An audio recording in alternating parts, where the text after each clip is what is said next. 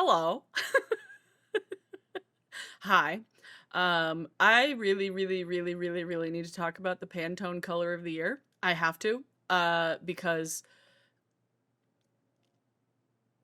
what the hell is that? What the heck is that? What the heck? What are we doing? What are we doing? It's 2025, almost 2026. And what do you mean the Pantone color of the year is Cloud Dancer? That's white.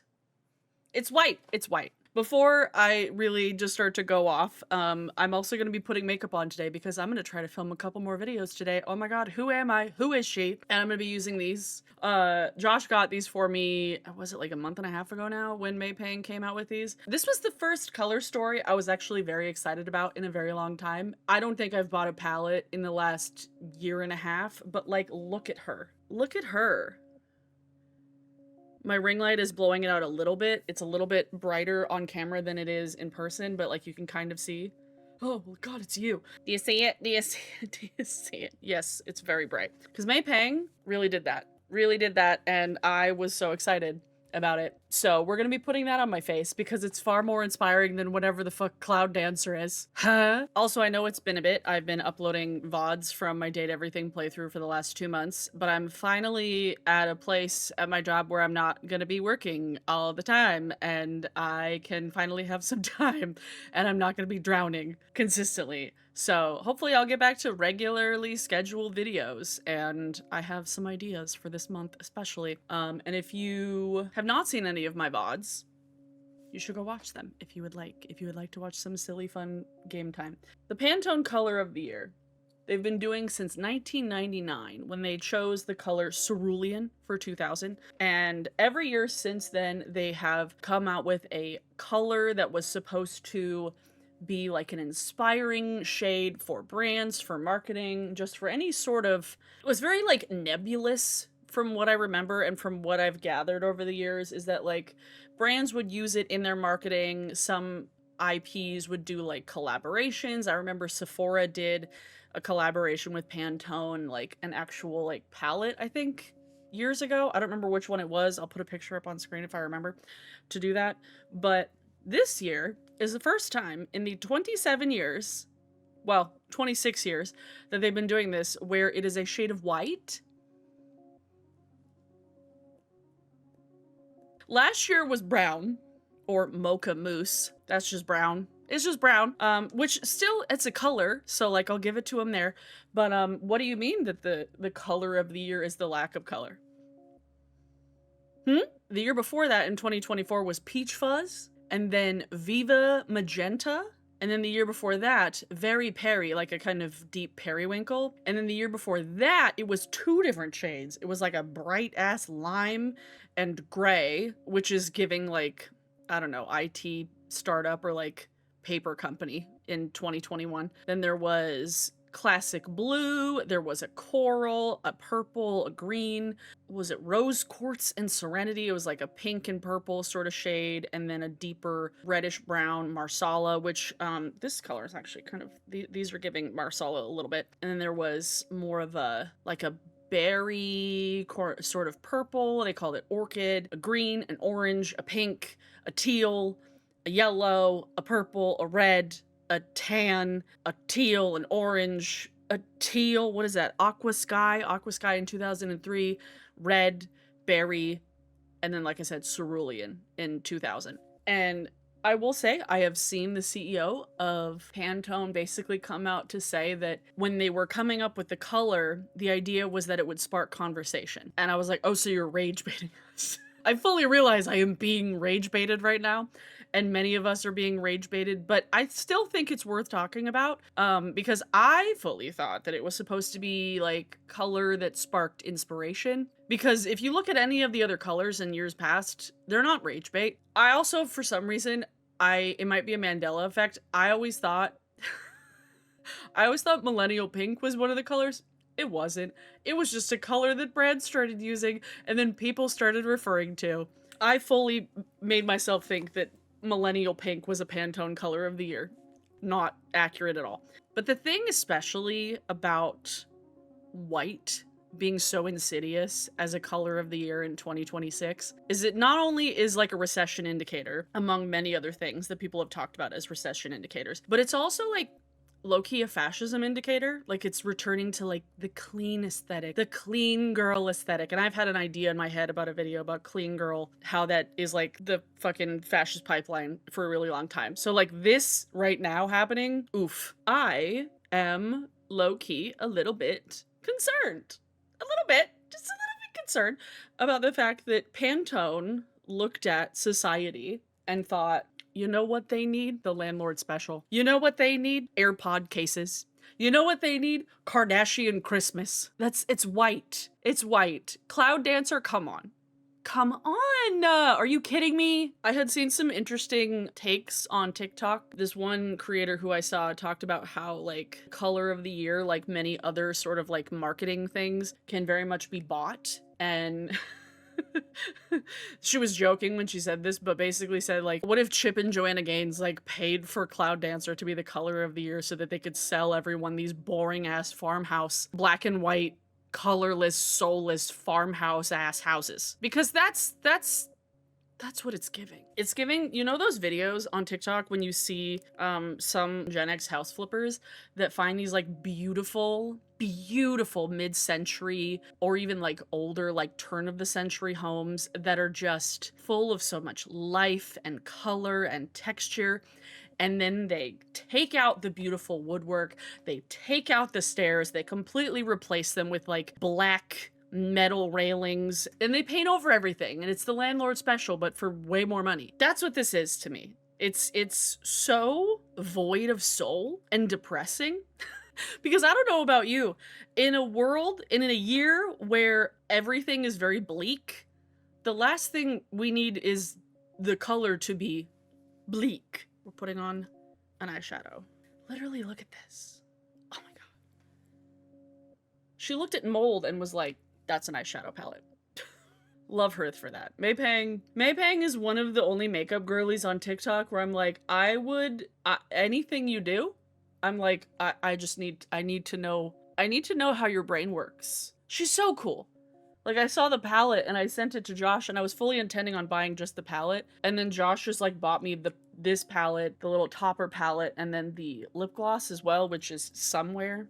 It's like a blue sparkly color. It's so pretty. It just feels like it's so corporate. It's such corporate bullshit. That's the other thing. It's giving WeWork branding emails. It's just so void of life. I mean, it's void of color. Like I said, it's the lack of color. Like, black would have been a better color. Any other sort of neutral shade, even a gray, they could have gone like kind of brutalist, sort of grungy, though it would have been kind of painfully ironic because it might be a better representation of like how the world feels right now, but coming from a brand would feel a little bit dystopian. It would feel like the Hunger Games. It would feel very capital. It's like, oh, the world is on fire, so let's make the color of the year the color of coal. That would have at least been kind of funny, but white? No. I'm using the shade Marrow, by the way. It matches the color that I put on my lid. This, I think, when May was putting the color story together, I think she made this color to kind of replace a discontinued Urban Decay shade. Like the color that Gerard Way used to wear. I don't remember. Was it cranberry? If it wasn't, it looks like cranberry. But this was what she was going for with this color in particular. God, so pretty. So pretty. Her looks on TikTok, oh my god. I'm not somebody who follows makeup girlies that much, like, anymore. Mostly because the ones who I've been following are the ones that are, like, kind of doing fun, creative things, so I've been following all along. And then the ones that are big on TikTok are the ones that are completely out of touch, and their entire fucking page is just like, look at all this expensive shit that I bought. But that's another video entirely, which I'm gonna film after this. Maypang, holy shit, her looks are so cool, and I am obsessed with everything she does. She did this look where it's like reverse color, like she did makeup in negative, where she put like blue on her face and then like inverted. She did inverted makeup, like oh god, I love what her brain does. These are the people that should be picking the color of the year, not corporate bullshit. But I know that Pantone is a brand and it's like, whatever. But, and in the larger scheme of things, it really doesn't matter. Like, it really doesn't matter all that much. But I still think it's an interesting topic to talk about because so many things right now are being referred to as recession indicators. Stuff like certain fashion coming back and certain hairstyles coming back and just like certain things kind of coming back into fashion or in entertainment. Certain things just coming back that were big and that were normal in like 2008. This isn't one of those things, but it also is one of those things where, oh, it'd be easy to use because they were talking about, oh, it goes good with so many colors. It's such a good like color to combine with other colors. Yeah, because it isn't a color. It's white. It's bad enough that people clown on millennials for having this like very minimalist style in a lot of ways, even though it's not true. Like, no, sorry, millennials are not the ones giving the landlord specials. Those are the Gen X landlords that the millennials are having to pay too much money to live in the apartments. Yeah, no, it's not the millennials painting the houses white and painting over flies that were on the wall. That's not us. We're not the ones doing that because we don't own the houses. We're not the ones doing that. Seeing this, it's like kind of laughing in our faces where it's like, haha, look at how depressing this is. Haha, everything is bleak. Nobody has any money. People can't afford things. People can't afford food. But we're gonna like market this nebulous idea of a color at you so that all the brands can just like use it to sell you more shit that's white. I'm gonna be using, I think I wanna do like a blue sort of combo topper. There's two of these in here. Loom and Ripe. They're so pretty. Look at them. Once they go on the eyes, oh my god, it's so pretty. Look at it, look at it. Oh. Isn't that fun? I just thought the idea of her doing these, like, doing an all matte palette and then doing this topper palette as like a way to kind of change the mattes as you please was so clever. Because as much as I love like duochrome palettes, sometimes it feels like, okay, well, what if I want this base shade, but like this other shade? Like the idea of mixing and matching the mattes and the duochromes, love her for that. Oh, so pretty. The other thing that's incredibly insidious about Pantone kind of spitting in our faces with this like boring ass lack of color is that it really shows that there were no people of color in the room picking that shade. There is so much loaded in like the color white, this idea of purity, this idea of like clean. Ugh, it's just, it's icky. It's really icky, and paired with the whole like hyper capitalist of it all is extra icky. Where's my eyeliner? And you know that brands are gonna just like eat it up. Cloud Dancer. This new iPhone in Cloud Dancer. It's white. Oh no, these hoods and robes aren't white. They're Cloud Dancer. Ugh, gross, yuck. And what was so funny about like the marketing too, they were like, oh, it's a color that's supposed to represent calm. It's supposed to represent ethereal. It's supposed to represent just like zen. That's not giving calm to me. That's giving like a white padded room and like cult robes. Solid white, like houses that are painted solid white are so creepy to me. It's creepy.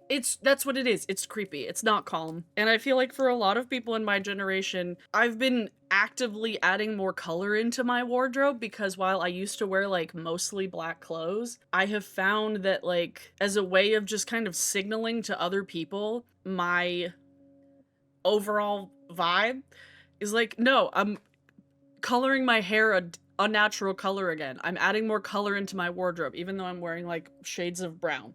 But there's like a bunch of different patterns on here and like beads and shit. And also this is thrifted. It's from my friend's vintage store called Delusional Bird. You should go follow them. For people in the millennial and Gen Z younger generations, color and expressing ourselves with color is such an act of like, I don't know, it's very punk rock. I loved wearing black all the time, and I got used to wearing black all the time when I was working at Hot Topic and working at Lush. The dress code was black and white at Lush. And then I also had like a lot of body image issues, and black is slimming. So that was just something that I defaulted to. And now I'm like, no, I like wearing color and having my hair be an unnatural color. This is the like 3 different shades from Hayley Williams hair dye brand, by the way. It's Move Mountains, Cowabunga, and Devil's Ivy, if you're curious. And I've just been wearing color on my eyes more.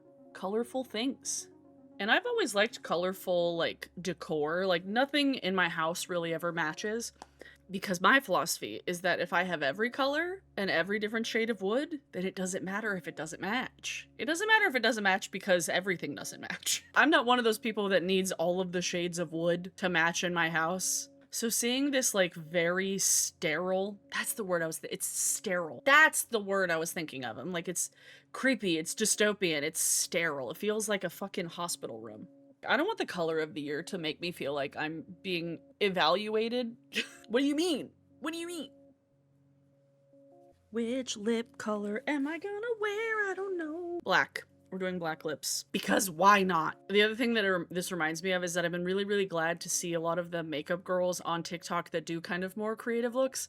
And even the people who, like, aren't really makeup girls, but just kind of interact with makeup content creation kind of on the outside. They've been very into the idea of just returning to sort of 2016 makeup in, like, full face, doing color, but with newer techniques and not necessarily, like, baking under the eyes and extreme skin, but, like, doing full eye looks because I'm bored with minimalist clean girl makeup. I never did that. The only thing I've really kind of done more minimalist is how I apply stuff to my skin. Like, I don't wear under eye concealer anymore. I don't wear contour anymore. I never really wore bronzer too much, but seeing people want to return to this, like, really fun era of makeup and doing colorful eye makeup. Oh, it's so refreshing, and it's really nice to see that people are kind of rebelling against the idea of this sort of corporate sterilization of color and fun and whimsy. Let us have a little bit of whimsy still, okay? Because the world is terrible right now. Like, it's very difficult to have any sort of positivity about, like, where the world is going and where our country's going.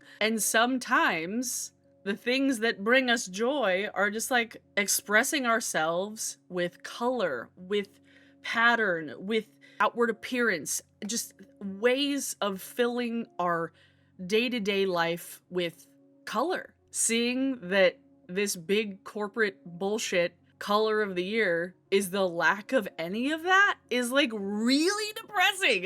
It's really depressing.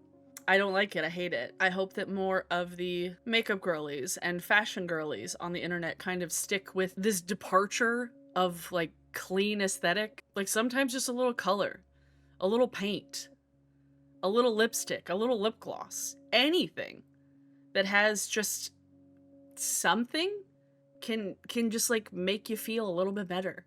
And seeing that they're not giving any of that, giving us anything, it's been refreshing to see some other, like, paint brands kind of come up with their own colors of the year. I think I saw, like, a blue, like a kind of brickish, brownish red. And I know it's all made up. Like, it's all fucking made up. Trend forecast of, like, the pattern of the year of, like, this is gonna be the jeans of the year. Like, don't tell me that barrel jeans are gonna be the jeans of the year because I'm not gonna wear them. It's all made up. So the fact that they still didn't, like, at least instill some level of anything that would spark any sort of serotonin, like, it's all made up. So make up something fun, okay? Like, if it's all made up, make up something fun. Was this the conversation you wanted to spark, Pantone? Was this what you wanted people to talk about? I get I'm being rage baited. Gah. Today's song of the day.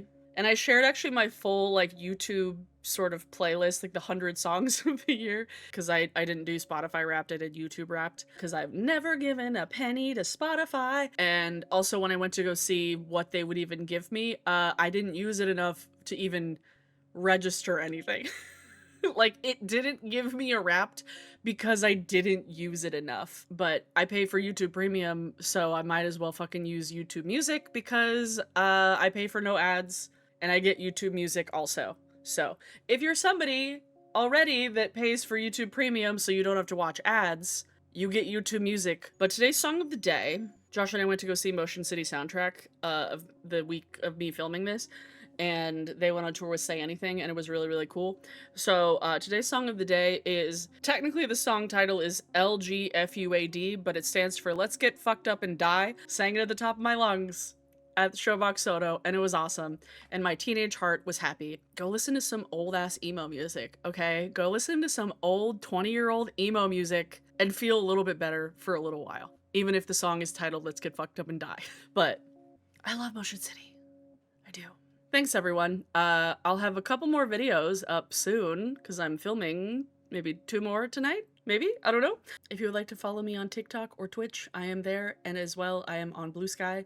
Links to all of my social medias will be down in the description below, and I will see you maybe tomorrow? Maybe? I don't know. Soon. I'll see you soon. Okay, bye.